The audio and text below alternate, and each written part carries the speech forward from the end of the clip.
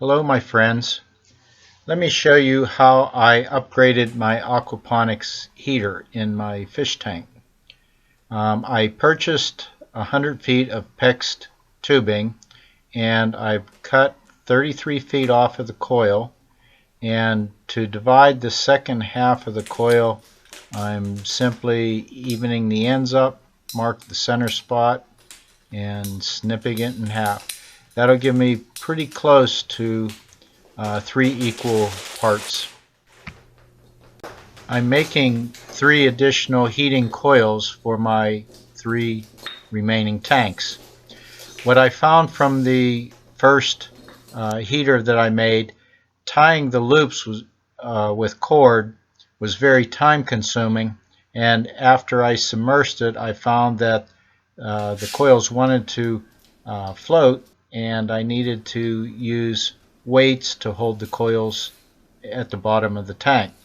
So what I'm doing now is I'm using standard bricks that have holes punched in the center, and these bricks have 3 holes, and I fed the coil through these bricks.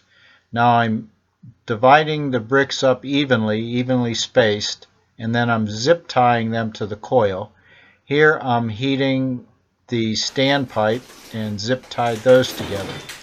I like the idea of 4 bricks, so the remaining 2 coils I'm using 4 bricks instead of the 3. The bricks worked excellent as a weight, and the fish loved the additional structure that the coil provided. The ends terminate with these 90-degree elbows. To secure them, you use a copper band and put those on the tubes first, of course, then the elbows. Slide the bands up over the necks and use a crimping tool to squeeze those bands, and it secures very tightly. Now I had purchased a crimping unit from Home Depot. It was not heavy duty, and it would not form a good seal and it would leak. These I borrowed from the supply house where I bought the pipe and the fittings, and they lend them out. Here are the terminated ends. The coils, after they are completed, you see the 3 and the 4 bricks, and there's additional 4th brick. Here I put them on my pickup and hauled it to the fish tanks. Installing the coils, you can see here when you're moving them around, you have to have those bricks on the coils zip tied pretty good, or they will slide. The first one's installed. I'm installing the next 2. Right here you can see how the bricks are being moved and the coil squeezed to get into the tank. Now you have to remove your center standpipe, which is the drain, for the coil to slip underneath.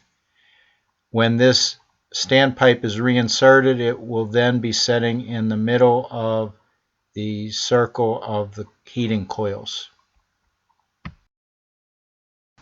I set up my scaffolding pick so that I could work over top of the tanks. It was too hard to reach over and do the pipe fitting connections. Here I'm crimping all the pipes together. I have the 4 heating elements connected in series. You can see the temperature after I started turning them on, and the temperature is starting to rise. Thanks for watching, my friends. Bye-bye.